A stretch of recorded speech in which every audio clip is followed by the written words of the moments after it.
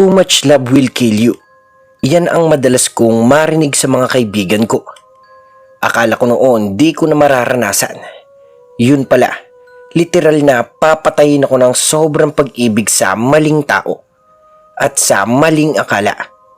Magandang araw nga po pala, Sir Gimbal, at sa iyong mga tagapakinig sa channel na ito. Kilala po ako sa pangalang Bekang. 30 na ako at parte ng isang LGBTQ group. Taga Isabela po ako at nagtatrabaho sa isang parlor shop malapit sa aking tinutuluyang bahay. Wala na po akong kasama sa buhay at nasa probinsya naman ang aking kapatid na pamilyado na rin. Nagsimula po ang lahat sa isang lalaking tawagin na lang nating sa pangalang Kenneth. Ken for short. Isa siya sa madalas na tumatambay sa aming shop. Malapit po kasi, Sir Gimbal, sa isang computer shop ang aming pwesto. Kaya naman lagi siyang naroroon para maglaro. Dahil nga po sa araw-araw siyang naroon, ay napansin ko agad na may kakaiba sa kanya. Matipino at gwapo po siya para sa akin. Moreno siya na kung saan ay siyang talagang hinahanap naming mga beki. Macho kung tawagin at malakas ang dating. Isang araw po, habang nagpapahinga ako at dumating siya kasama ang kanyang barkada. Pagupit kami. Maangas na sabi nito, sabay upo sa aming upuan. Kasabay nito na dalawa pa na magpapagupit din. Nagkataon naman na ako ang natapat sa kanya para gupitan siya. Medyo napapatingin ako sa kanya ng matagal sa tuwing napapatingin ako sa salamin. Guwapo siya at talagang pang-astig ang datingan niya. Medyo napangiti naman siya ng bahagya nang makita niyang tumingin ako. Ewan ko, Sir Gimbal, pero para bang may kakaibang pintig ng puso ang biglang dumampi sa akin. Medyo naiilang naman ako na makipag-usap sa kanya, pero mukhang siya ang nagbibigay sa akin ng kakaibang motibo. Bigla niyang hinawakan ng kamay ko saka tumingala. Bakit? Tanong ko na medyo nagtataka. Nagkatinginan kami, Sir Gimbal, at bigla na lamang niya akong nginitian ng sobrang tamis. Kinilig ako ng sobra. Dahil doon, pakiramdam ko, biglang tumigil ang ikot ng mundo ko. Hanggang sa kinausap niya ako ng tuluyan. Miss, kalahati na lang oh. Malambing nitong sabi. Medyo kiniliti pa ako kaya naman napagbigyan ko na rin. Sige, libre na lang para sa'yo. Sabi ko naman, saka ko nilinis ang aking pinaggupitan. Matapos po ang pangyayaring iyon ay madalas na tumatambay na rin si Ken sa aming shop. Nakikipagkulitan sa ibang beki at minsan pang nagdadala rin ng pagkain sa shop. Noong mga oras na iyon, lumapit siya sa akin. Bago ka dito? Tanong nito sa akin habang papalapit. Hindi naman masyado, mag-iisang buwan na yata. Medyo nahihiya akong sagot. Siyempre, kahit naman bakla ako marunong din naman akong maging mahinhin. Kaya pala, matipid nitong sabi. Nag-cellphone na lamang ito at hinayaan ko na lang rin siya. Pero madalas ay nahuhuli ko siyang tumititig sa akin. Hindi naman po ako, Sir Gimbal, yung baklang mukhang lalaki talaga. Medyo maputi ako at may mahabang buhok. Inalagaan ko po kasi talaga ang aking sarili. Dahil alam ko naman na baklang-bakla talaga ako noon pa. Pwede bang mahingi yung number mo? Tanong muli nito. Medyo kinabahan ako, Sir Gimbal, sa kanyang mga sinabi. Nag-aalangan ako. Nagtataka. Pero may kaunting kaisapan sa akin na patusin ko na lamang ang kanyang mga sinabi. Inabot ko ang aking cellphone.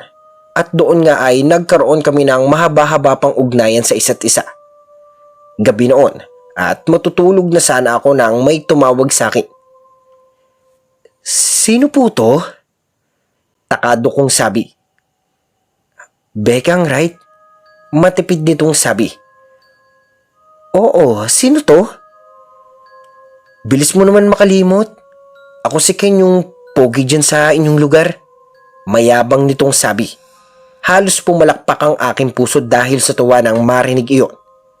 Napatakip ako sa aking bibig para pigilan ang aking pagtili. Kilig na kilig ako at di ko na talaga matago ang pamumula ng aking pisngi. Bakit ka napatawag? May problema ba? Medyo tinago ko muna ang aking nararamdamang kilig at nagkunwari ako na seryoso. Meron? Ano yun? Simple ko namang tanong. Problema ko kung paano ka magiging akin. Prangkahan itong sinabi. Nagulat ako.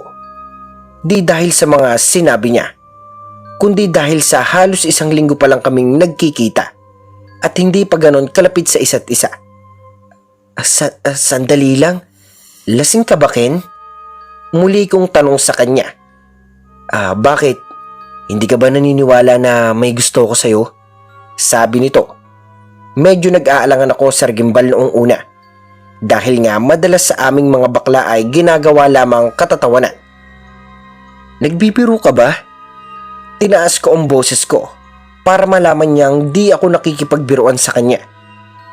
Seryoso ako, Bekang. Matagal na rin kasi akong may gusto sa'yo. Kaya ngayong kilala mo na ako, gusto ko lang aminin na mahal kita. Direktang sabi nito sa akin. Di ko alam kung tatawa ba ako o kikiligin sa biglaang pag-amin niya sa akin. Nako, itulog mo na yan. Baka lasing ka lang.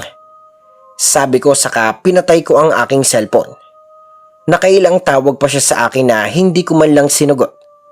Ayaw ko kasing umasa sa kanyang mga matatamis na mga salita.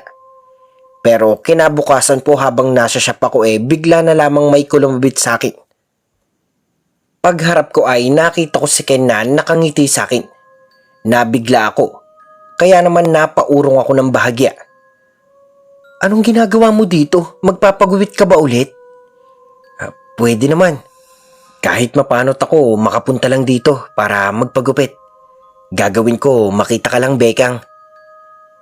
Maromansa nitong sabi. Parang kinikiti niya ang aking damdamin sa kanyang mga matatamis na mga salitaan. Pero umiwas ako sa kanya. Ayokong paasahin ang aking sarili sa bagay na di pa ako sigurado. Pero sa tuwing umiiwas ako sa Gimbal, ay doon naman siya palaging nagpapapansin sa akin. Madalas niya akong iniintay pauwi at sinasabayan sa paglalakad. Tinutokso na rin kami ng kanyang mga kaibigan, kaya medyo nahuhulog na rin ako. Naging seryoso siya sa akin sa Gimbal, sa loob ng isang buwan niyang panliligaw. Hanggang sa maging kami, at doon ay mas lumalim pa ang aming samahang dalawa. Beka, kumain ka na ba? Tanong niya sa akin na puno ng pag-aalala. Hindi pa siya pumapalya sa pagsasabi nito kaya naman nasanay na rin ako sa kanya. Araw-araw ay walang oras na hindi niya ako pinapakitahan ng pagmamahal.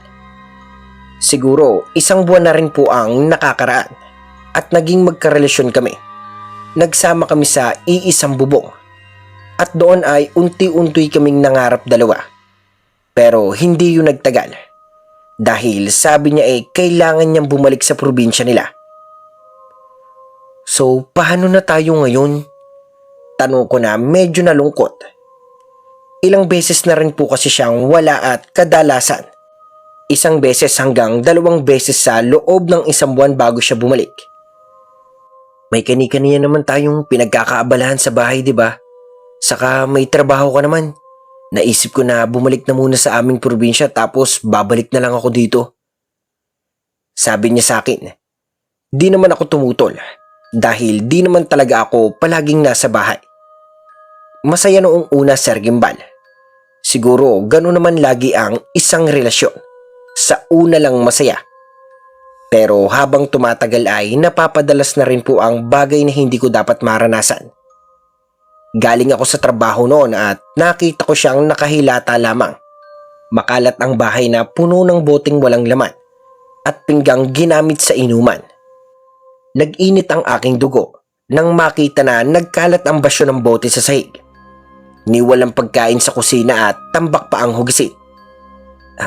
Ken, anong nangyari dito? Bakit ang kalat-kalat? Sigaw ko habang inuuga siya mula sa sopa. Anak ng, bakit nambubulahaw ka? Pagalit na sabi nito na mukhang naalimpungatan sa kanyang pagtulog. Lasing pa rin siya ng mga oras na iyon. Nabigla naman ako sa kanyang ginawa. Ikaw pa ang may ganang magalit, ikaw na nga itong madadatnan ko sa bahay na walang ginagawa. Tambak ang hugasin at sobrang kalat. Tapos lasing ka pa. Galit ko namang sabi. Napakaingay mo. Daig mo pang babae. Makaalis na muna sa lugar na ito. Sabi nito sabay alis. Napaupo naman ako Sir Gimbal sa bangko habang humihinga ng malalim. Tinignan ko siya palayo habang nagsusuray-suray pa. Nang wala na siya ay saka ko naman ibinaling ang atensyon sa mga kalat sa paligid. Mahal ko si Ken. Kaya naman sa halip na magalit ay tinuon ko ang aking sarili sa paglilinis ng bahay. Sa halip na magpahinga na sana. Natapos ko na nga Sir Gimbal ang lahat ng linisin at nagpahinga na rin. Pero hindi pa rin bumabalik si Ken. Inisip ko naman na baka sa kanyang mga kaibigan lang siya nagpunta. Kaya naman hindi ko na rin po siya hinanap. Ilang araw po siyang wala kaya di ko na talaga alam ang gagawin ko. Hinanap ko siya. At buti nga at nakita ko din naman siya agad. Ang problema ay nagkaroon na naman ako ng problema sa kanya. Isang araw, matapos ng halos mag-iisang linggo niyang pagkawala ay bumalik siya. Naglinis naman siya ng bahay at nagluto ng pagkain. Walang sabi-sabi at walang ibang salita na lumabas sa kanya. Para bang wala kaming pinagdaan ng pagtatalo noong mga nakaraang araw. Kaya naman di ko na rin siya tinanong kung saan galing. Masaya naman ang naging pagsasama ulit namin at bumalik na ulit ang dati niyang lambing. Beka, aalis ako mamaya. Pwede bang ikaw na muna ang sumagot sa taong dadating mamaya? Medyo nahihiya nitong sabi. Ano yun? Nagkautang kasi ako. Baka naman ikaw muna ang sumagot. Alam ko naman na mahal mo ko eh. Malambing nitong sabi habang hinahaplos ang aking braso. Kasabay ng kanyang matamis na halik sa aking pisngi. Teka magkano ba yun? Tanong ko habang nakikiliti sa kanyang konting bigote. Konti lang naman yun. Sabi pa nito. Siya sige. San ka ba pupunta ngayon? Muli ko pong tanong sa kanya. Matapos kong makita ang kanyang bag na nakalagay sa higaan. Oo nga pala, di ko nasabi. May road trip kami magtotropa. Siguro 1 linggo kami bago makauwi. Saan kayo mag-road trip? Kung saan kami abutin di dun. Sabi nito. Hindi ko naman po siya pinaghinalaan. Dahil noon pa man ay umaalis na talaga silang magtotropa. Sige, mag-ingat ka ha. Bilin ko, saka ko umalis papuntang trabaho. Gaya nga ng bilin niya sa akin. May dumating nga na tao sa shop namin. Sino po dito si Carlito Perez? Bungad sa shop namin ng isang lalaking naka-jacket na itim at nakabonet. Mukha itong Indiano pero tuwid naman ang kanyang pananagalog. Anong hanap? Sa inyo po kasi nakapangalan ng utang ni Kenneth Cortez. Ay, oo nga pala. Magkano po iyon? Sabi ko naman nang maalala ko ang utang ni Ken. 6,000 po, lahat na ng balanse niya. Nagulat ako Sir Gimbal. Wala akong perang hawak na 6,000 ng mga oras na iyon. Sabi ko naman. Pero mukha yatang hindi ako papayagan ng Bombay. Di pwede. Huling abiso ko na ito sa kanya. Pag hindi siya makabayad, dagdag 600 kada buwan. Hindi ko alam Sir Gimbal kung saan ako kukutkot ng mga oras na iyon. Kaya naman lumapit ako sa kaibigan ko sa shop. Beshi, Bikini men, may pera ka dyan? Pajutang muna akes. Bulong ko. Buti nga at pinautang ako nila. Kahit tigi 1,000. Nakaraos naman ako Sir Gimbal. Pero hindi palagi. Dahil noong bumalik si Ken, malinis na ulit ang bahay. Nakasampay na rin ang mga dapat ay lalabahan ko pa lang. Di ko alam kung pampalamig ulo ko lang ba ang ginagawa niya. Babe, namiss kita. Sabi nito sabay halik sa aking pisngi. Ewan ko ba Sir Gimbal? Pero parang bang may kung anong init ang aking naramdaman sa bawat halik niya. Lumambot na naman ang puso kong mamon.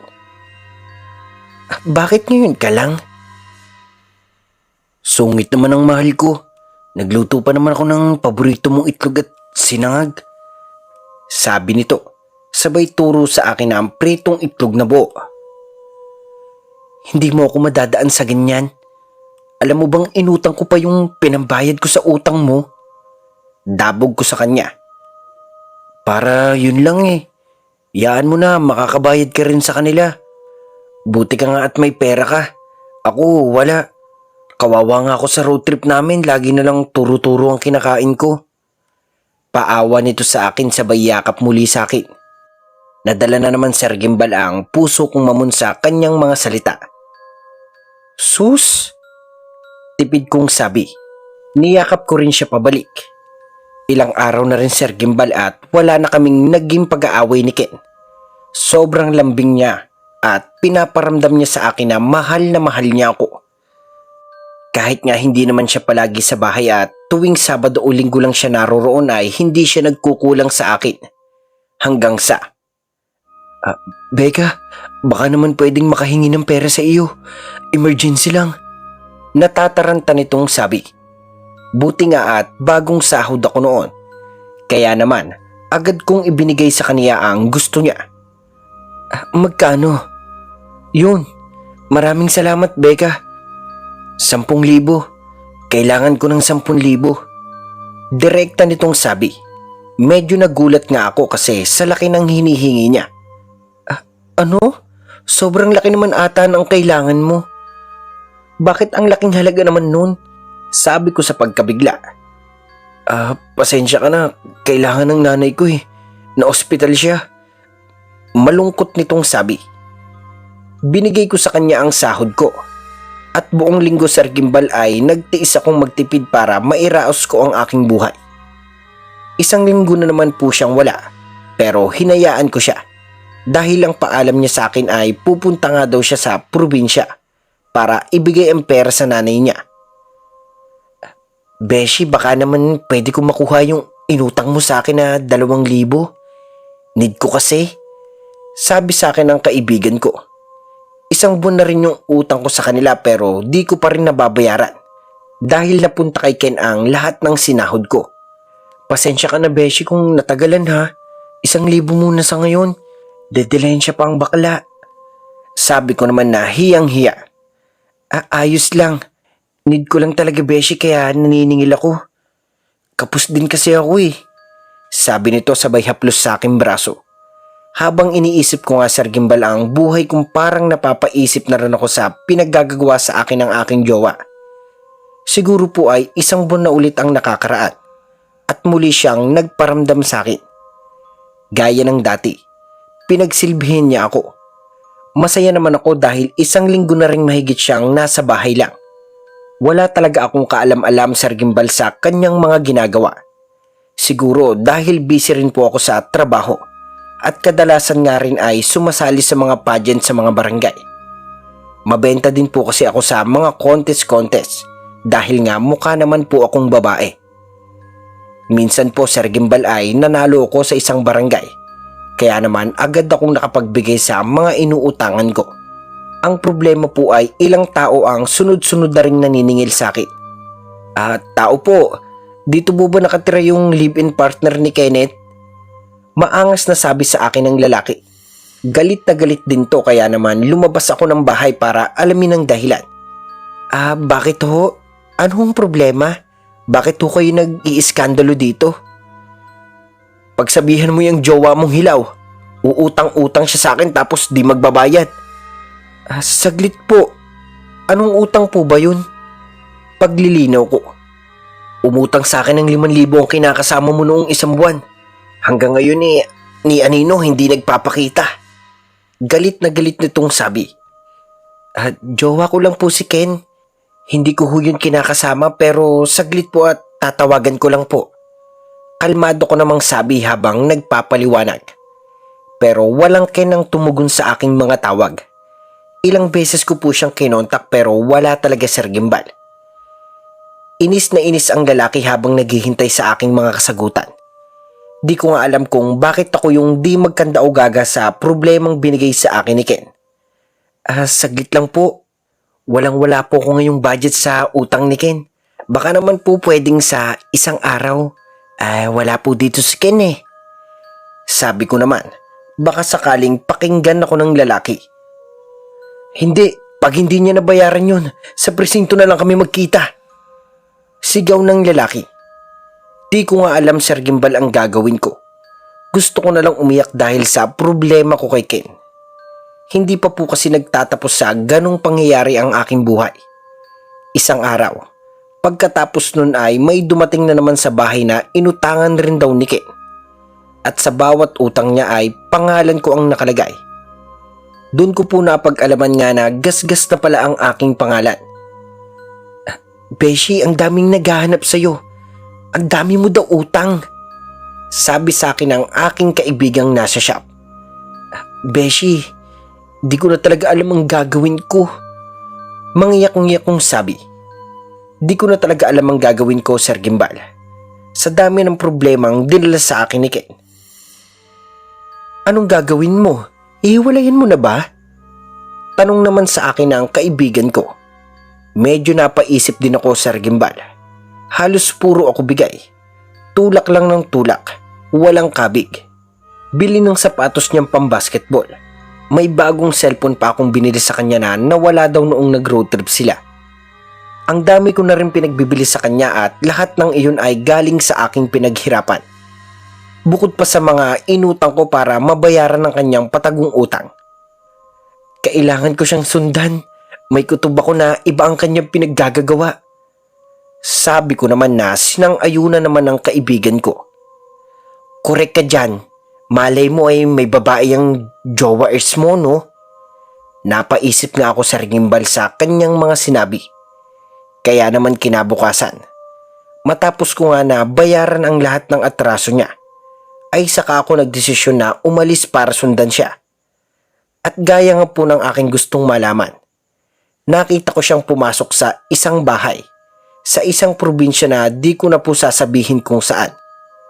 Halos mangyak-ngyak naman ako sa sakit ng aking naramdaman nang makita kong masaya siya na kasama ang isang babae. May bata rin tong kasama na parang nasa 2 taon na. Nakita ko rin na suot nito ang kwintas na nawala sa aking pitaka. Opo, Sir Gimbal. Ninakaw ito ni Ken para ibigay sa babae niya. Ali, kilala mo ba yung lalaki na yon? Tanong ko sa isang tindahang malapit. Tinago ko pa talaga ang sakit na aking nararamdaman para lang malaman ko ang katotohanan sa likod ng aking mga nasaksiyan. Nako, pamilyado na yan. Kakauwi lang yan galing sa pinagtatrabahuhan niya. Asawa niya po yung babae? Oo, magdadalawang taon na silang magkasama. Nga pala, bakit mo naman natanong? Wala po. Kamukha lang po kasi siya ng aking kaibigan. Pero salamat po sa abala. Agad akong umalis. Dala-dala ang sakit ng aking nararamdaman. Ewan ko. Pakiramdam ko wala akong karapatang masaktan. Dahil di naman talaga ako kamahal-mahal. Pero ang mas masakit pa po noon ay ako ang baon sa utang. Habang siya ay nagpapakasasa sa aking pinaghirapan. Siguro naging bobo lamang ako dahil di ko agad nalaman ang kalokohan ng lalaking iyon. Uy, akla, kamusta? Tumawag sa akin ang aking kaibigan na alalang-alala sa akin. Beshi, hagulhul ko. Di ko na talaga mapigilan ang aking pag-iyak. Oh, bakit? Nakita mo ba si jowa mo? Niloko niya ako, Beshi. Niloko niya ako. Patuloy ako sa pag-iyak. Ewan, grabe na siguro yung sakit na aking nararamdaman. Ilang araw akong tulala. Di makakain ng ayos at laging wala sa wisyo. Absent ka na naman? Huwag mo nga pahirapan ang iyong sarili. Tama na. Payo sa akin ng kaibigan ko. Siguro dahil na rin sa labis na pagkamunghi na aking nararamdaman dahil sa ginawa sa akin ni Kenneth. Kaya siguro nakamove on ako agad at yung pagmamahal ko ay napalitan ng galit sa kanya. Makalipas nga ang ilang araw at talagang hirap na rin ako kung paano ko babayaran ang aking mga utang. Lubog na ako. Di na rin ako makatulog sa labis na pag-aalala. Hanggang sa di ako makatiis. Tinawagan ko na po si Ken. Hindi para magmakaawa na bumalik siya, kundi ang singilin siya. "Hello Kenneth, ano kamusta na? Wala na bang paramdam matapos mo akong gawing ATM?" Sabi ko ng prangkahan na hindi na inalam pa kung si Kenneth nga ba ang sasagot sa aking tawag. "Sino to? Bakit mo tinatawagan ng asawa ko?" Galit na sabi sa akin ng babae. Alam kong asawa niya ito, pero kailangan kong makausap ang lalaking iyon. "Hindi ako naghahanap ng gulo. Nais ko lang makausap si Kenneth." "At bakit naman?" Mataas ang boses nito na tila naiinis pa. "Bayarin niya ang perang binayad ko sa mga utang niya." Prangkahan kong sinabi. Pero mukhang ako yata ang dihado dahil galit din sa akin ng babae. "Ah, ikaw yung baklang aaligid-aligid sa asawa ko? Tama ba? Ano bang habol mo sa asawa ko?" Sunod-sunod itong tanong sa akin. Yung pera ko ang habol ko sa magaling mong asawa. Asawa mong manluloko. Ibalik niya sa akin lahat ng perang kinuha niya." "Ikaw bakla ka? Huwag mong pipikutin ang asawa ko. Bigay ka yata ng bigay sa asawa ko tapos sisingilin mo?" Sabi nito na mukhang di niya yata alam ang buong katotohanan. "Parang mali ka yata sis. Ako yung kinukuhanan ng asawa mo. Ibalik niya ang pera ko." Galit kong sabi. "Kinakalantarhi mo ang asawa ko kahit pamilyado na. Ang kati-kati mong bakla. Wala kang mapapala sa asawa ko dahil bakla ka lang." Nakakainis nitong sabi na para bang ako ang pinagmumukha niyang may kasalanan. "Una sa lahat, hindi ko inagaw ang asawa mo. Siya ang lumapit sa akin. Iyong-iyo na siya, ibalik niyo lang ang pera ko." Matapang kong sabi. Ayoko magpatalo dahil ako ang dihado. "Ano ka, hello? Sinira mo ang pamilya ko dahil sa panghihimasok mo. Tigil-tigilan mo ang paniningil sa asawa ko kung ayaw mong ikaw ang singilin ko." Makahulugan itong sabi. "Hindi ako natatakot. Ibalik niyo ang pera ko." "Tignan natin ang yabang mo, bakla ka." Yun na lang ang aking mga huling sinabi sa kanya. Pagkatapos nun, wala na. Wala na rin akong balita kay Ken. Tikom naman po ang bibig ng mga barkada nito, kaya wala akong makuhang impormasyon ni Ken kung nasaan siya. Halos 5 buwan ko, Sir Gumbal, inutay-utay ang aking mga utang. Pero kulang at kulang pa rin. Hanggang sa dumating po ang punto na parabang nakalutang na ako. Parang walang laman ang aking utak at natutulala na ako. Halos di na ako makapasok sa trabaho. At sa gabi po ay parang nagtutusok-tusok ang aking kalamnan. Sabi ng doktor, baka dahil sa matagal ko ng paggugupit. At nang una ay inakala ko lang na pasma ang nangyayari sa akin. Pero hindi. Dahil yung mga ugat ko sa kamay ay unti-unting lumulobo. Naging kulay itim ang kulay nito. At parang naninikip na rin ang aking dibdib. "Beshi, puntahan mo nga ako dito sa bahay. Nahihirapan akong huminga." Tinawagan ko ang aking kaibigan dahil nga sa kakaibang nararamdaman ko. Sige Beshi, wait mo ko." Siguro, gabi na yata siya nakarating sa bahay at nabigla siya sa kanyang nakita.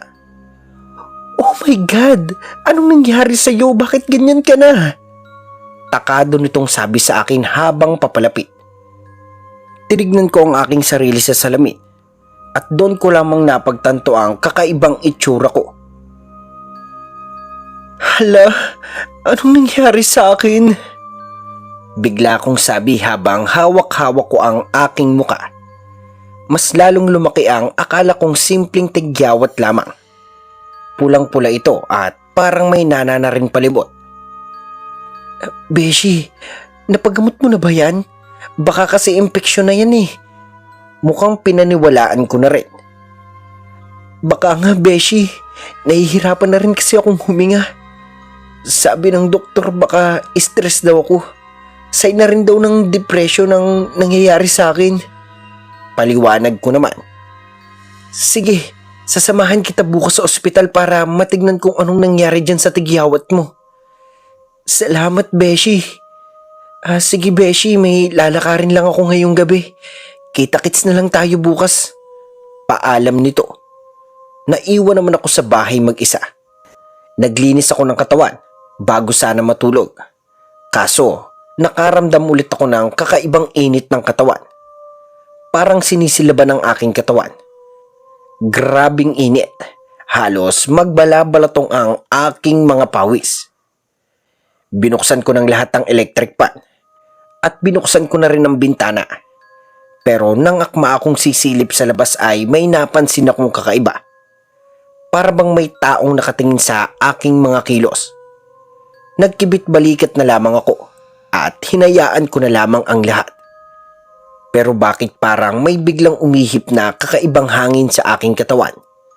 Para bang gumapang iyon papunta sa aking balat, papasok sa aking kalamnan. Nangati ang aking braso at kinamot ko na lamang ito. Dahil na rin sa init yata noon. At yun ang pagkakaalam ko. Hanggang sa makatulog na rin ako. At di ko na yata napansin na nakakamot ko na pala ang aking braso. Bangungot na tila ba mas totoo pa sa realidad.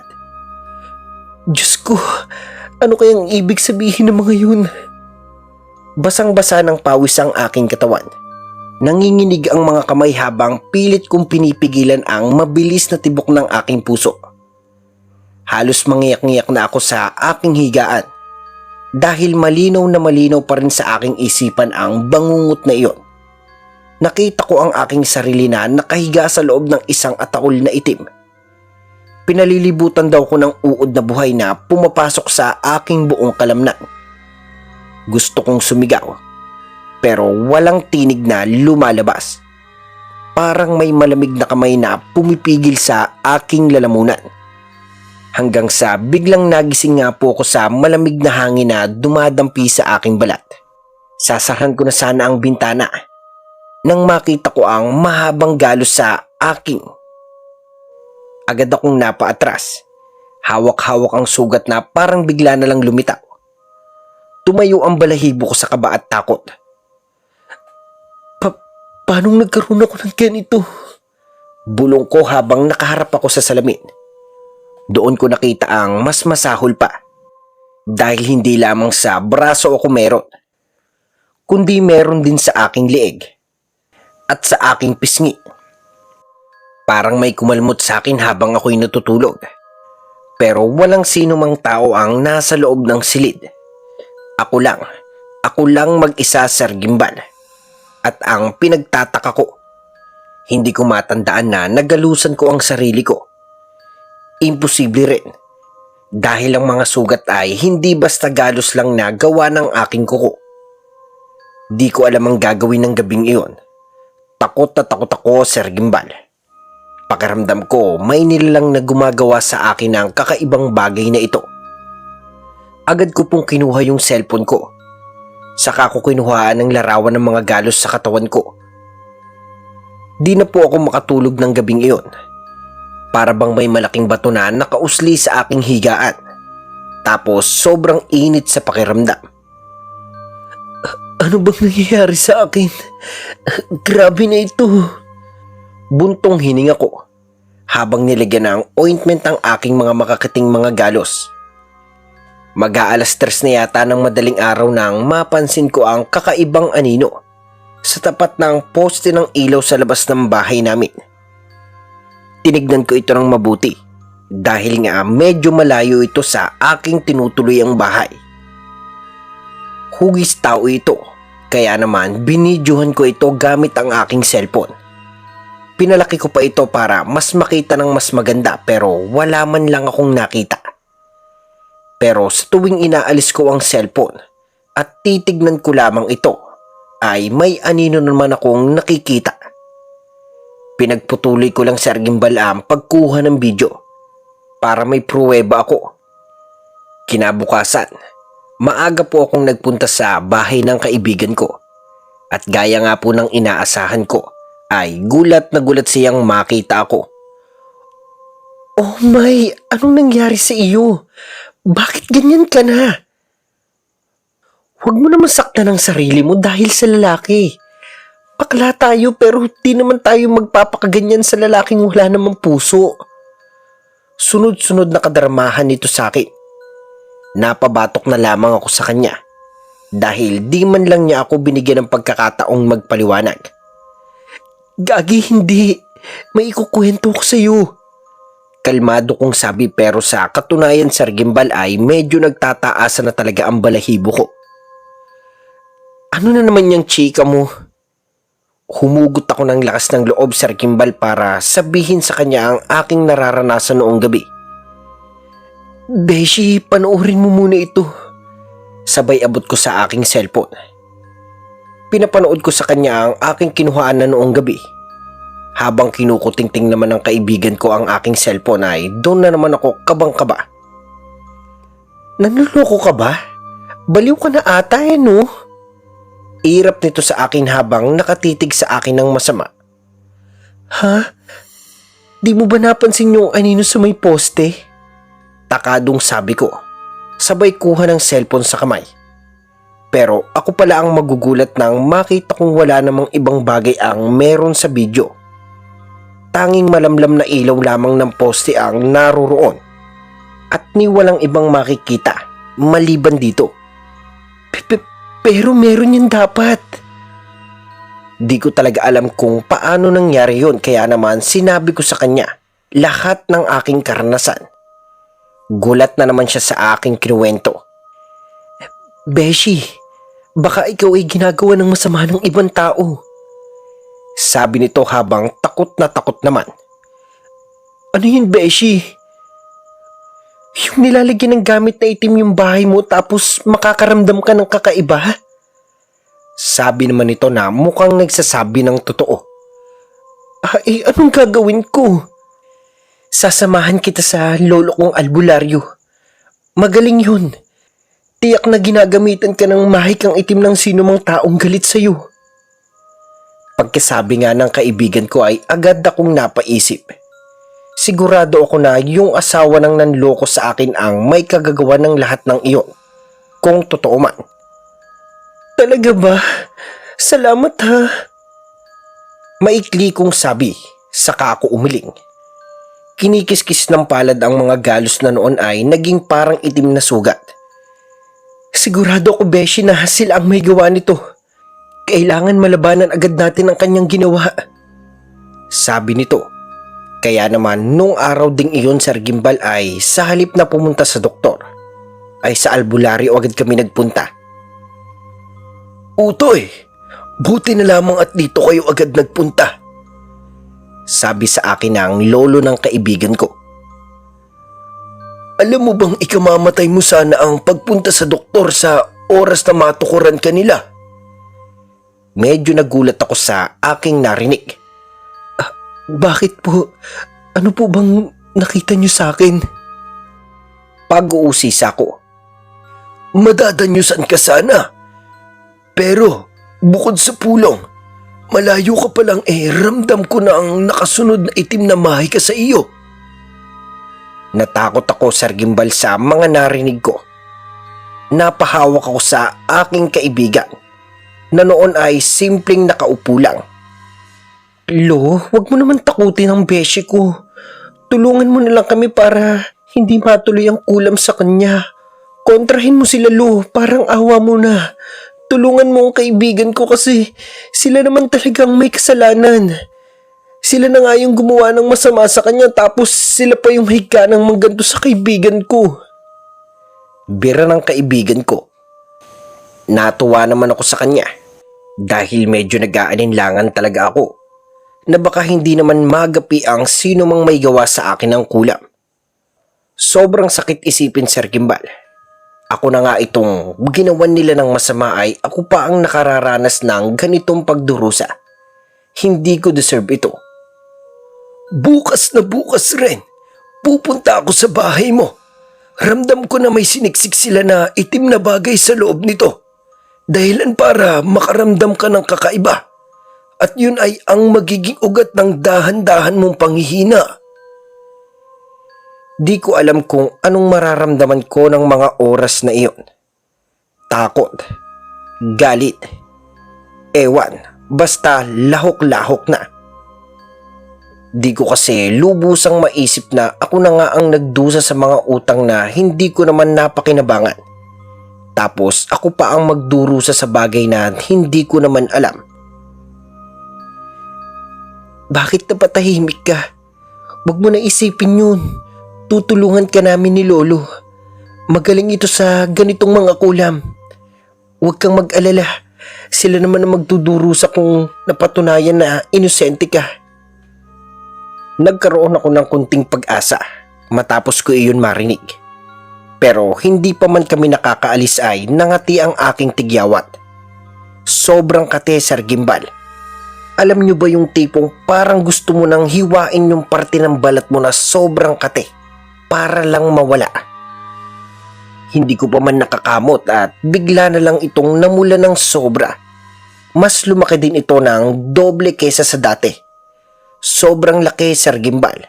Halos matakpan na ang isang pisngi ko. Lolo, tulungan mo ko.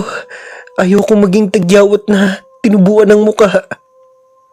Medyo biro ko pa. Pero alam kong seryosong kondisyon ang kinakaharap ko. Idinadaan ko na lang talaga sa biro, Sir Gimbal. Dahil sobrang nanghihina na ang katawan ko. Kada mapapatingin ako sa salamin, ang makinis kong muka, ang matagal kong inalaga ang sarili ay naging ganito na lamang ang itsura ko. Sobrang nakakapanlumo, Sir Gimbal, na ang ginawan mo ng mabuti, na minahal mo ng tapat, at halos kahit isusubo ko na lamang ay ibinibigay ko kay Kenneth para lang maramdaman niya na totoo ako sa kanya at tumagal siya sa akin. Ganon ko siya kamahal, Sir Gimbal. Kahit pa puro kalokohan lang ang ginagawa niya, minahal ko pa rin po siya, Sir Gimbal. Siguro, iisipin po ng mga listeners nyo na sobrang tanga ko dahil nagpauto ako. O tao lang po ako, Sir Gimbal. Bakla lang po ako na uhaw sa atensyon at uhaw sa pagmamahal. Naku, Utoy, kailangan na nating magmadali. Kaloy, pumunta ka muna sa tiyang mo. Tawag dito sa aking kaibigan. Kuha ka ng sisiw na bagong pisa at isang itlog. Alam na ni tiyang mo ang ibibigay niya sa'yo. Sigaw nito na agad sinunod ng kaibigan ko. Tignan mo ang galos mo. Sabi nito, sabay turo sa aking balat. Halos umulwa ang aking mga mata nang makita na unti-unting may gumagalaw sa ilalim ng aking sugat. Halos masok ako nang lumitaw ang maliit na uod na kasing nipis ng karayom. Pero maliit lang ito. Para bang dumi ng langaw. Nakakadiri pero wala akong magawa. Dahil galing mismo iyon sa katawan ko. Lo, ito na. Mabilis naman na nakabalik ang kaibigan ko sa bahay ng albularyo. Dala ang itim na sisiw at isang itlog. Gulat rin itong makita ang kakaibang nangyari sa akin. Kaya naman, pasukan niyang tinabunan ang aking katawan ng kumot at parang katsa. Pasalamat ko na nga rin dahil may kaibigan akong tumulong kahit gano'n ang kalagayan ko. Sobrang bait ng kaibigan ko. Sinamahan niya ako magpagamot. At buti na lang din ay may lolo siyang albularyo. Kahit papano ay naisip ko na may swerte pa rin ako. Dahil hindi na ako nahirapang maghanapan ng albularyo. Alam naman natin sa mga panahon ngayon, kukunti na lamang ang mga albularyo dahil unti-unti nang namamatay ang henerasyon ng mga manggagamot. Dahil iba na ang kinahihiligan ng mga bata ngayon.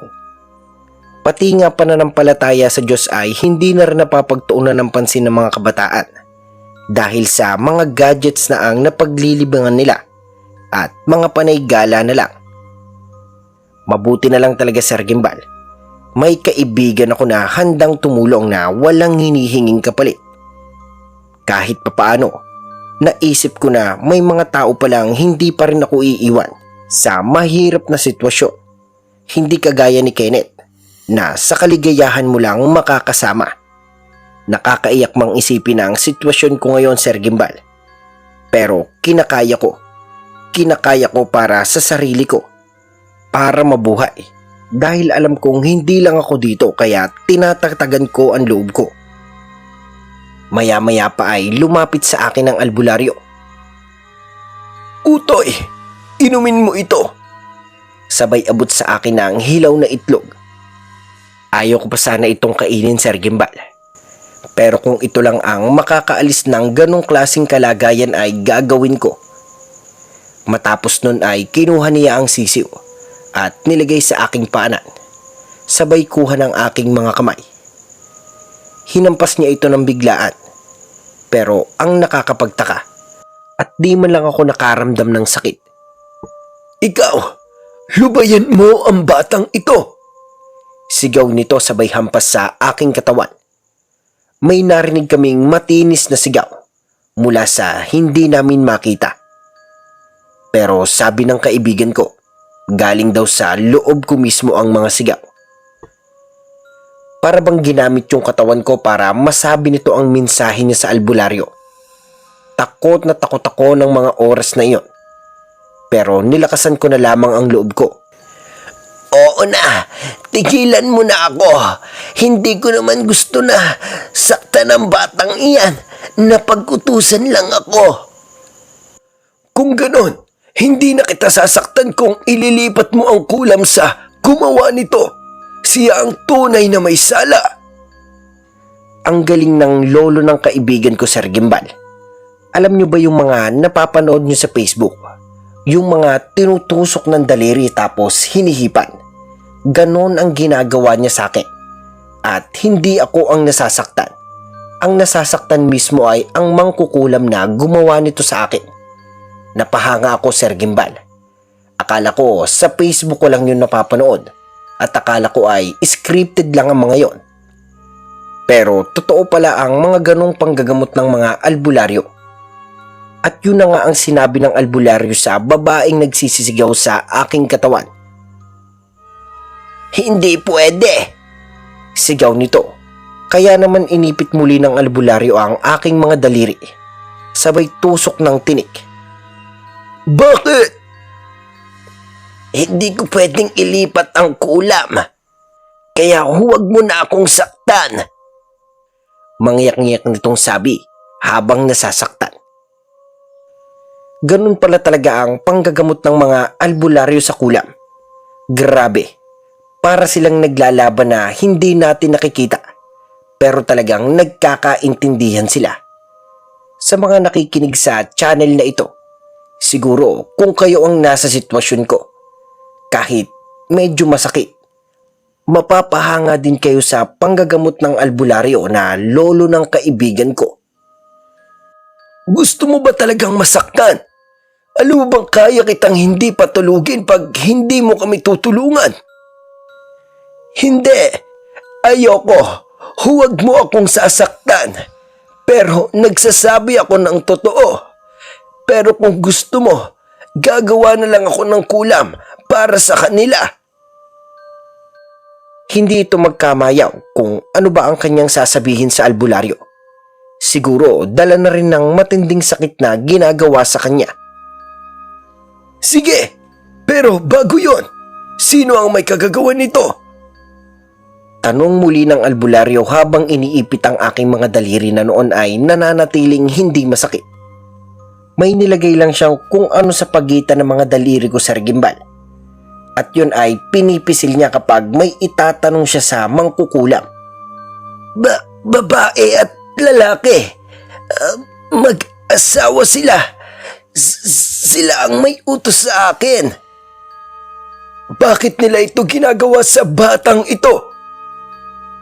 "Gusto nilang patayin ang lalaking iyan ng paunti-unti." Muling sabi ng mangkukulam na siya namang kinabahala ng albularyo at ng kaibigan ko. Kung ganon, alisin mo na ang kulam sa batang ito bago siya mabulok ng buhay. Utos ng albularyo na siya namang kinalungkot ng mangkukulam. Pasyensya na, pero ang itim na bato ay nasa kanyang bahay. Hindi ko magawang pigilan ang kulam hanggat hindi yun nakukuha. Sabi nito. Tumingin naman sa akin ang albularyo bago ito nakipag-usap muli sa mangkukulam. Sige, sabihin mo sa akin lahat ng pangontra pagkatapos kong kunin ang itim na bato.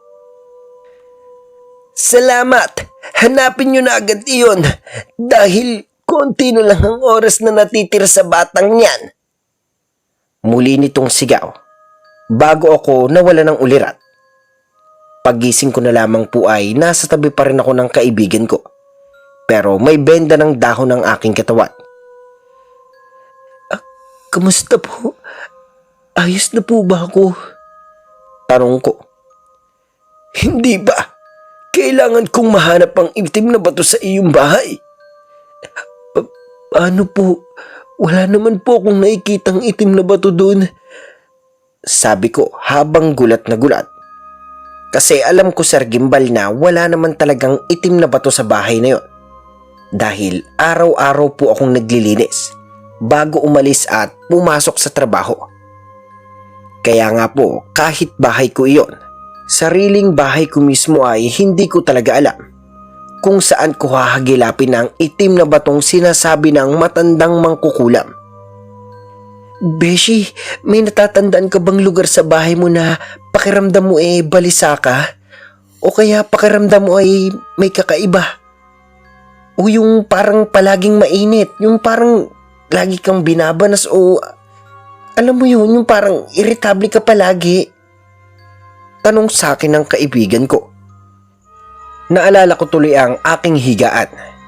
Ilang araw na rin kasi akong hindi makatulog dahil parang may kung anong bagay ang nasa ilalim ng higaan ko. Meron po akong naaalala sa higaan ko po kasi tuwing gabi po parang hindi po ako makatulog ng maayos kasi parang may tumutusok po sa likod ko. Kaloy, apo, samahan mo ako at pupuntahan natin ang bahay ng kaibigan mo. At baka sakaling mahanap natin ang bato sa bahay niya. Magmadali ka, Kaloy. Samahan mo ako. Sasama ako. Pakiramdam ko naroon lang ang hinahanap ni Lolo. Teka lang, Utoy. Sigurado ka ba? Kaya ba ng katawan mo ang bumiyahe?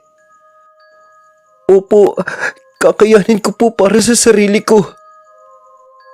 O siya, kailangan nating makuha agad iyon. Kulang ang oras mo, Tutoy.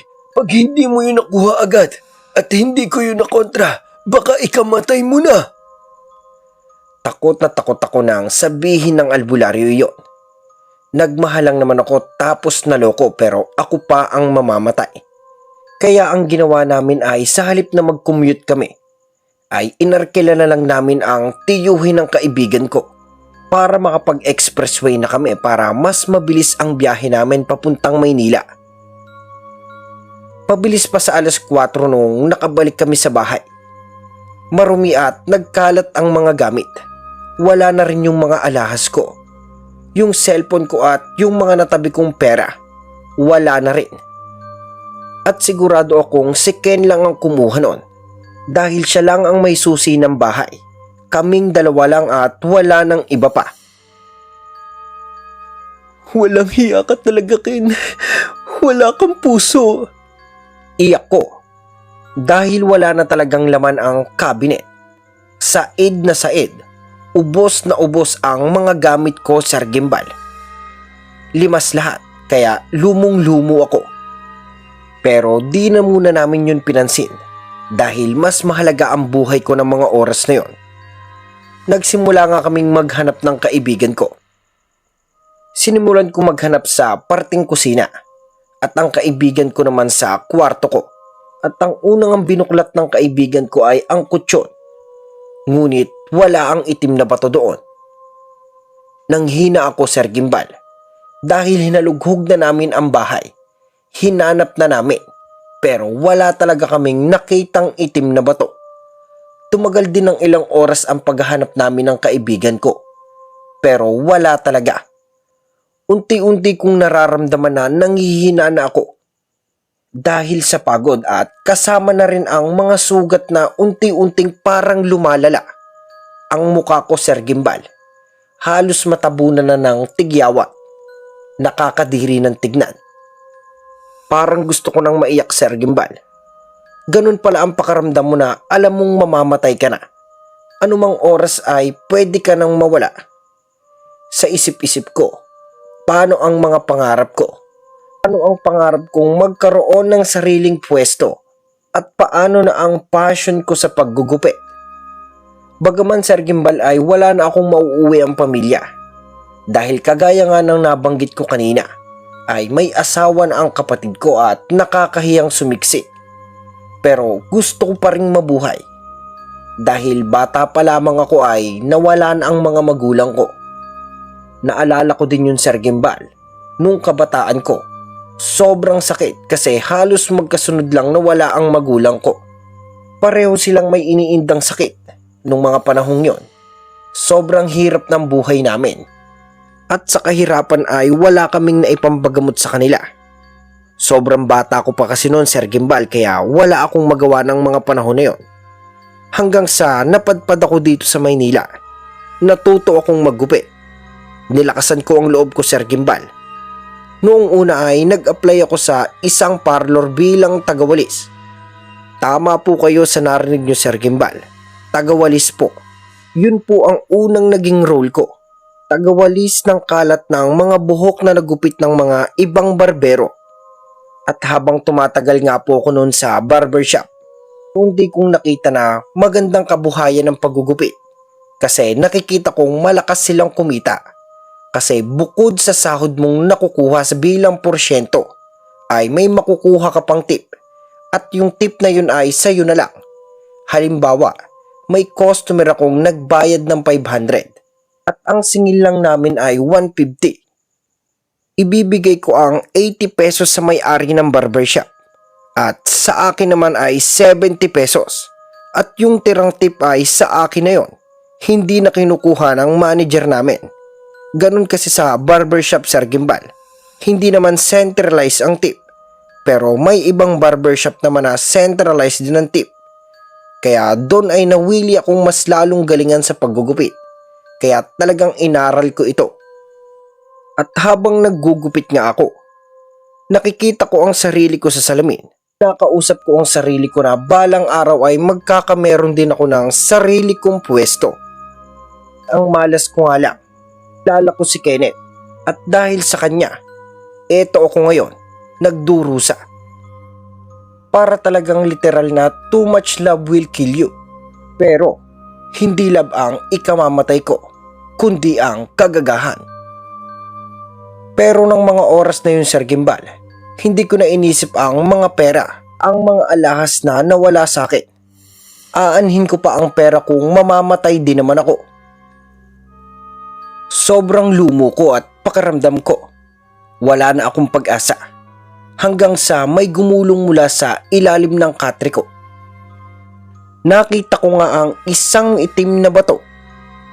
Hindi na kami nagpatumpik-tumpik pa at dinala na namin ito sa probinsya. Agaran kaming bumalik. At pagbalik nga namin ay agad namin itong iniabot kay Lolo.